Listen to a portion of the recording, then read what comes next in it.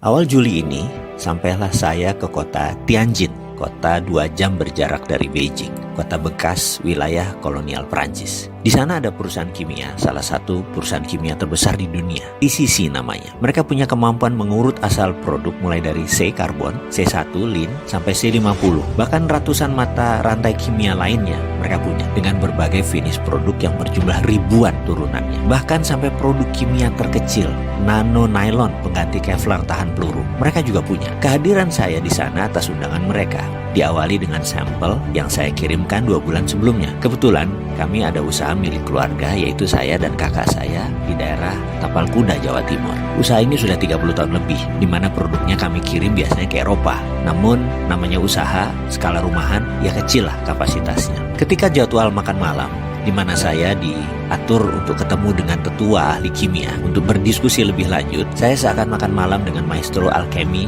sesepuh seumuran Merlin kali. Merlin itu alkemis gurunya King Arthur zaman dulu. Bahasa Inggris mereka sempurna, walau mereka bertiga usianya sudah di atas 84 tahun. Pendidikan mereka didapat di kampus kenamaan di Amerika dan Eropa. Mereka tamatan MIT dulunya, way back then, sewaktu mereka ambil program doktor. Salah satu di antara mereka mulai membuka pembicaraan dengan pertanyaan, how can you mix the precious metal with common metal, becoming alloy like this? Katanya sambil menunjukkan sampel yang saya kirim.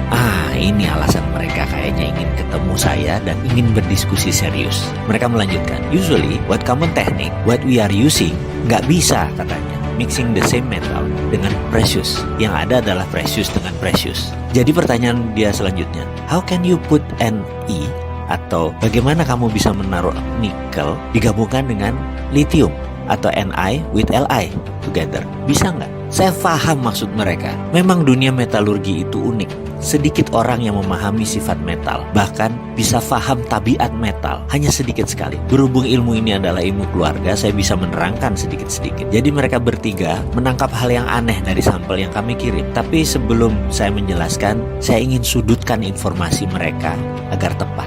Saya tanya balik, what metal do you need? I will answer, what do you need? Not what you want to know. Is it okay with you? Jadi saya akan menjawab apa yang mereka butuhkan, bukan apa yang mereka ingin tahu. Jawaban mereka singkat, Li, lithium. Itu jawabannya. Saya tanya balik, untuk apa mereka perlu lithium? Power bank katanya. Saya tanya balik, ini power bank untuk handphone, mobil?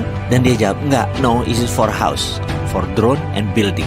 Mereka jawab. Asli saya terdiam, otak saya setengah kram. Makan malam Cina Muslim dengan Xi'an style, kambing muda yang lembut seakan tidak terkunyah jadinya. Saya bilang mohon penjelasan lebih lanjut. Hanya kalimat itu yang keluar dari mulut saya, yang dijelaskan dengan terjemahan singkat sebagai berikut. Bayangkan ada baterai yang bisa di-charge selagi listrik di rumah dipakai selama 4 jam. Lalu baterai tersebut akan dipakai selama 24 jam, seperti power banknya telepon. Jadi misalnya bayaran listrik kita yang biasanya 1 juta itu tinggal 20% atau tinggal 200.000, karena kita hanya memakai 1/5 daya listrik per harinya, di mana sisanya 4/5-nya akan menggunakan power bank tadi. Dan mereka menarget harganya tidak lebih 14 juta rupiah, itu pun dengan margin keuntungan di atas 40%. Siapa sih yang nggak bisa beli power bank yang bisa menghasilkan 5.000 kilowatt dengan harga 14 juta yang bisa mengirit 80% biaya listrik bulanan? Saya bukan kepikir masalah siapa yang akan beli power bank tersebut, tetapi daya listrik PLN yang Indonesia saat ini lagi bangun jadi akan sia-sia karena menurunnya kebutuhan rumah tangga, karena daya listriknya tidak diperlukan lagi karena semuanya sudah bisa di-save di power bank. Penjualan